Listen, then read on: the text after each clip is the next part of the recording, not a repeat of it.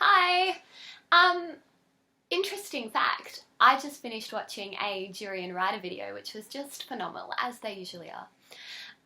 This one was on how to deal with, how to cure, anxiety 100% of the time.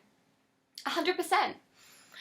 So apparently the reason that we're having, quote, panic attacks is because we are not grateful and because we haven't had enough carbs.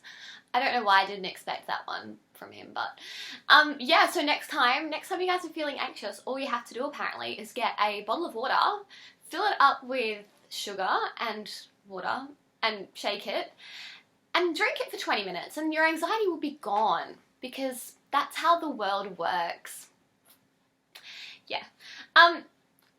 Anyway, the whole reason I'm doing this video is because when I did the last one, as I was uploading it, it took like a good, ridiculous, amount of time to upload because my internet is so bad.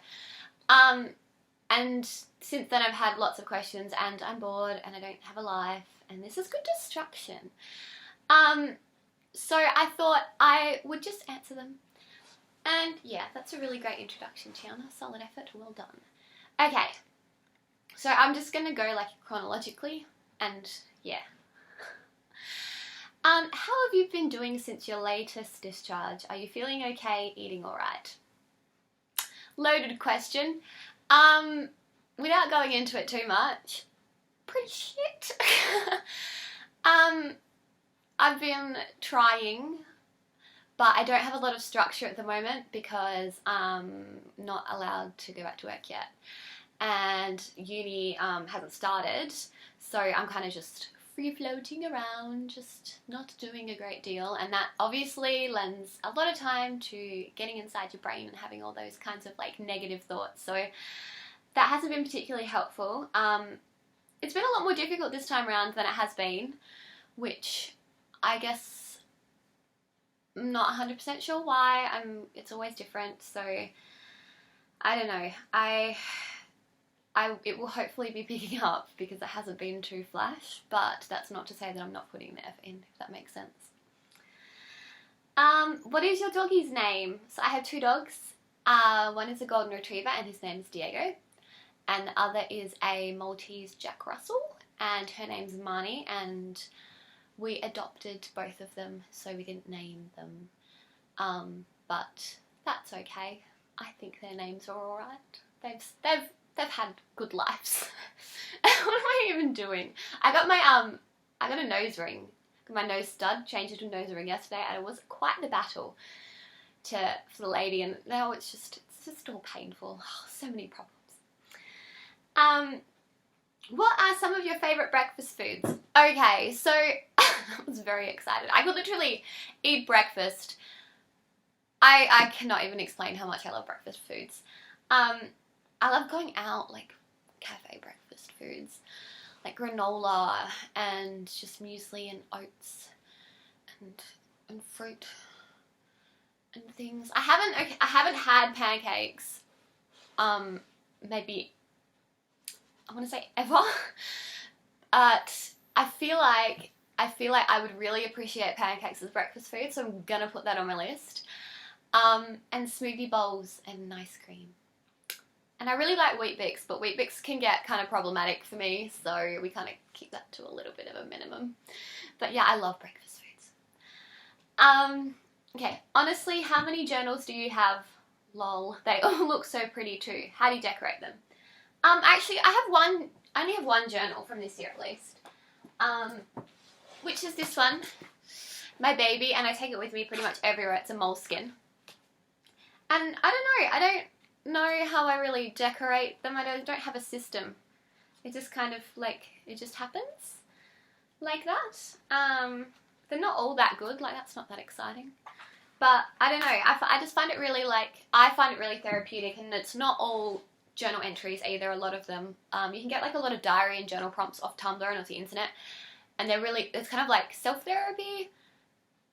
And a lot of it's CBT walkthroughs in my brain written on paper. So I don't know, I find that really helpful. So 10 out of 10. Guys, give that a go if you haven't yet. The actual creative process of it too, I don't know, I just find getting it out on the paper and then decorating it is like you've got the words down and now you have something to kind of distract yourself so that they don't overwhelm you, if that makes sense. Because that's my theory. Okay, here are a lot of questions. Where do I like to shop? I don't know. I do most of my shopping at work because I get my staff discount and I'm really poor and stingy. But I just like shopping, so that's fine. What type of music do you like? Mostly like acoustic stuff. That's really not descriptive. I love Andrew Bell. Love Andrew Bell. And I go through phases, like Halsey at the moment, Melanie Martinez are probably like on my top plate. Yeah. Are you an artist? Everybody is an artist, but no, I'm not an artist. Favorite things to do as pastimes? I actually have no idea. If I don't know what to do with myself. I have no idea. I don't know. I stare blankly. I stare at the wall half the time. Like, I'm so bad. So if anyone has any like time fillers that are actually like get your brain distracted, please hit me up because I'm lacking in that field. Favorite type of weather? I like summer, but not this summer. This is bullshit. This is global warming, guys. This is actually really distressing. But that's another topic. I like summer, but I also like rain. Where is this even going? At what time do you usually have breakfast? Pretty close to when I wake up because, you know, you have to get out of the way. Don't let that anxiety, like, build up. So 7:30-ish. I'm also accustomed to 7:30 from hospital because hospital breakfast is always at 7:30, so yeah. How do you deal with going to university even though you're recovering? The phone's ringing and I'm not going to get it. How do I deal with going to university? Well, I'm a part-time student, which means I only study 2 units a semester. I was doing it full-time, but when everything got when I got like more unwell, I dropped down to 2 units, and I find that really, really helpful. I'm lucky in the sense that my university has awesome like support services for people that have either like a mental or physical illness or disability. So if you guys do struggle with the workload and everything, I would totally recommend getting in touch with your universities. Like, we call it Uni Access, but they all have different kind of names, because they've been so helpful for me in terms of getting like deferred exams because I've been inpatient, or just alternative arrangements if I've been too anxious to give a presentation and things like that. They've honestly made the whole ordeal a lot smoother and a lot easier, so I'm really, really very grateful for that. Okay.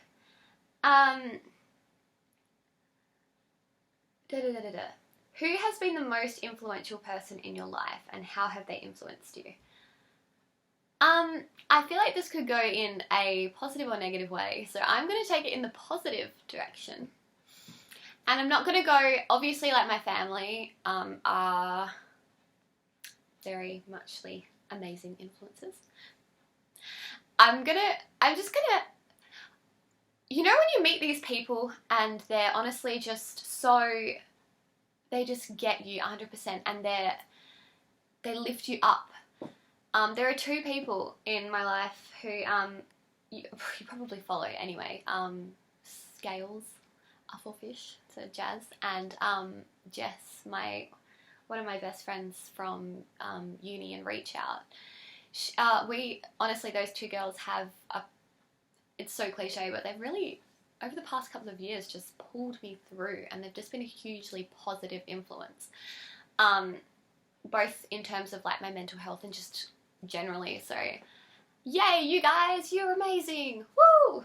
Okay, that was lame. If you were to describe yourself minus psych ED issues, how would you describe yourself? We hear a lot about ED, but there is so much more aside from that, which we'd love to know about. I love this question because we all get, eating disorders especially, but all mental illnesses, we get so caught up in them, and it becomes like, because they do consume so much of our lives and so much of our brain space, it's almost as though we hand our identities over to them. And that's a real shame because there's so much more substance to us than we give ourselves credit for.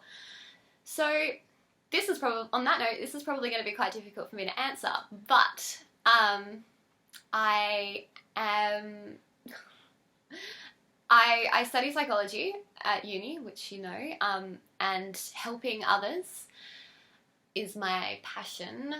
I work with a mental health organisation. This is still mental health related, but it's not my mental health, so I think this gets through. And basically what we do is we go to schools and we give presentations and seminars and workshops about how to stay mentally well and what mental health is and what we can do if we, like ourselves or one of our loved ones, is struggling. So yeah, there's a lot of other stuff to do with that as well, but it's mainly just young people and educating the public on mental illness and trying to reduce the stigma. I can't get the words out. I was bred? No. I've danced competitively in basically my entire life. So that's like tap, jazz, ballet, lyrical. I attempted hip hop and failed at it miserably. Yes, I love reading. I actually have this kind of deficiency in childhood films and TV shows. Like, people will bring up, oh my gosh, this Disney film, and I won't be able to like hold the conversation with them because I haven't seen it, because when I was little all I was doing was reading novels, which is, you know, mum approved. She was setting me up to be a book nerd, which was good. I don't read as much now as I'd like to, but yeah. Another thing I really love is makeup and cosmetics. I get the words out. I love my job in the sense that, like, I can give other people kind of really personal feedback as to skincare regimes and makeup that makes them feel beautiful, and it's a creative thing. I love playing around with it. I also love theatre and musical theatre, and literally up until the end of year 12, I wanted to go and pursue that as a career.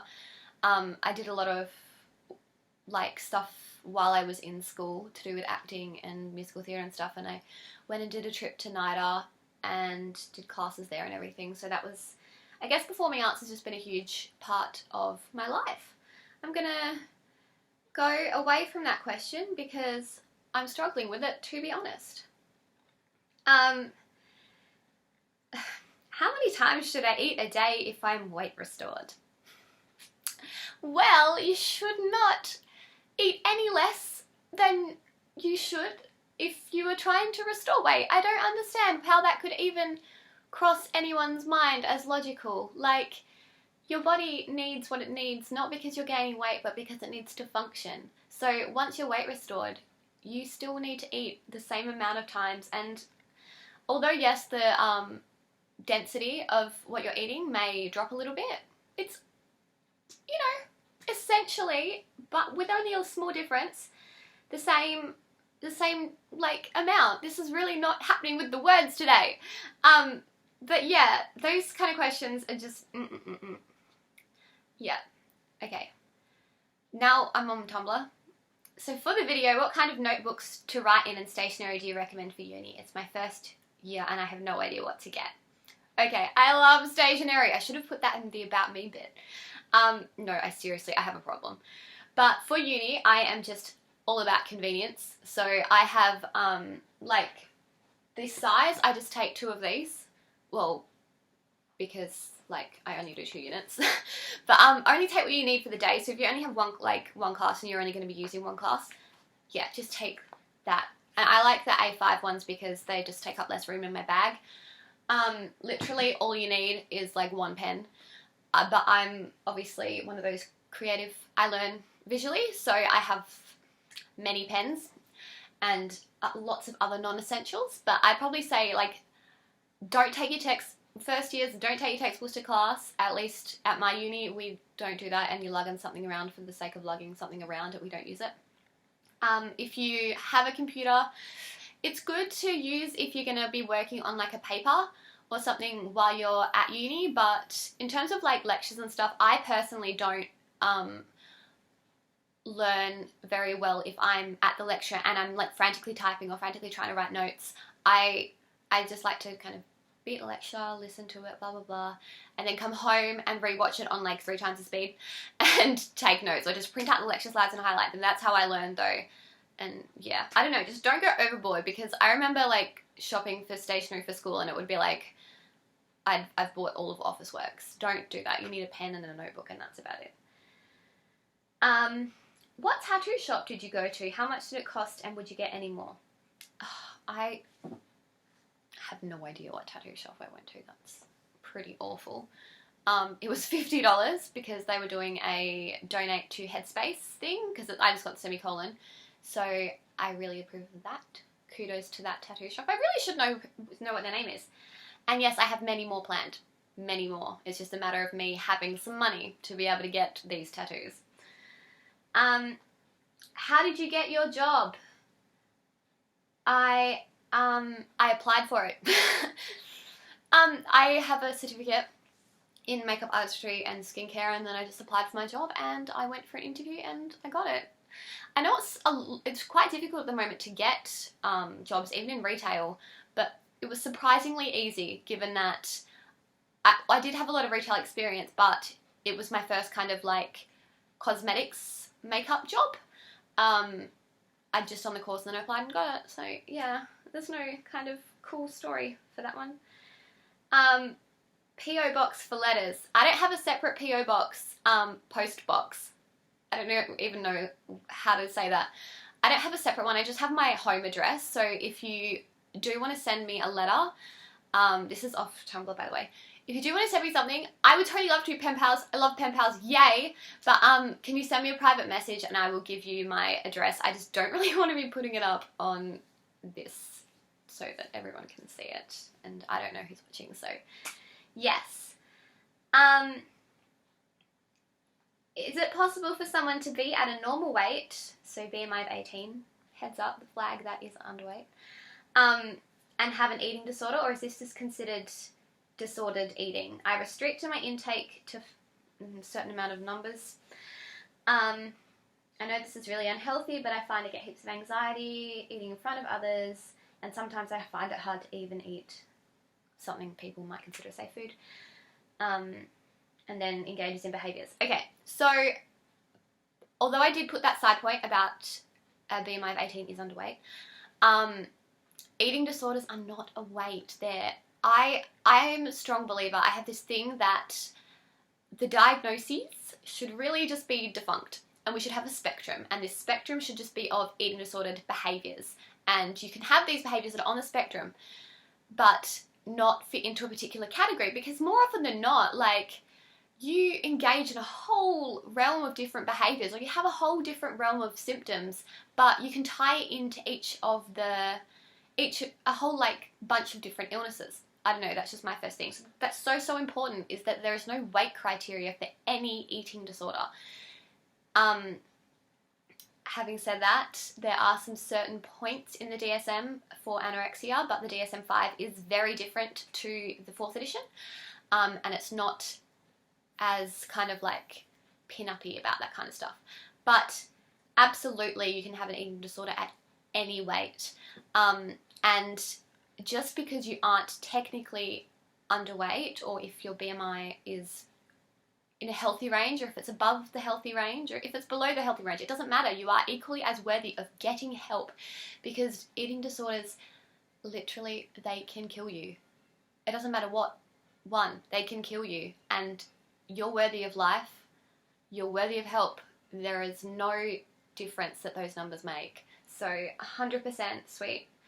Try and get yourself some help if you can. Your GP is a really good starting point if you've got access to Headspace are amazing, or if you've got like uni services, or even just getting in contact with the Butterfly Foundation, they can point you in the right direction. They're super helpful. I've called them many times in tears and they probably remember who I am now. Okay, Do you ever feel that you are too much for this world, as in your spirit is so big and bright that you are destined for bigger things than what you can do on this earth? If so, how can you deal with that and not become sad that you are suppressed?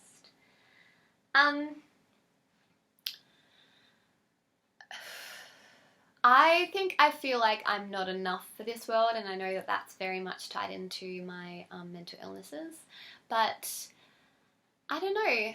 I'm not sure how to answer that question. It makes me sad in a way. I'm not sure why. Can't get the words out again. But yeah, I don't know. Sorry, that's probably not the response you wanted, but I do often feel like I don't have enough time to do all of the things that I want to do and to be all of the people that I want to be, if that makes sense. Like, I feel very restricted in this identity, and that I'm only getting one kind of perspective of life and of the world, and that does frustrate me. Like, I would love to be able to see the world from other people's perspectives. I think that's just it's such an incredible thing that we all see the world so differently. So I guess that kind of that does get me down a bit, if that's what you mean. But yeah, I guess that question kind of clicked more in terms of my mental illness, feeling like I'm not enough, not worthy side, which is not ideal. But yeah, so that's all the questions. It's really, really hot, and I'm hoping you're not noticing like the sweat kind of just happening on me.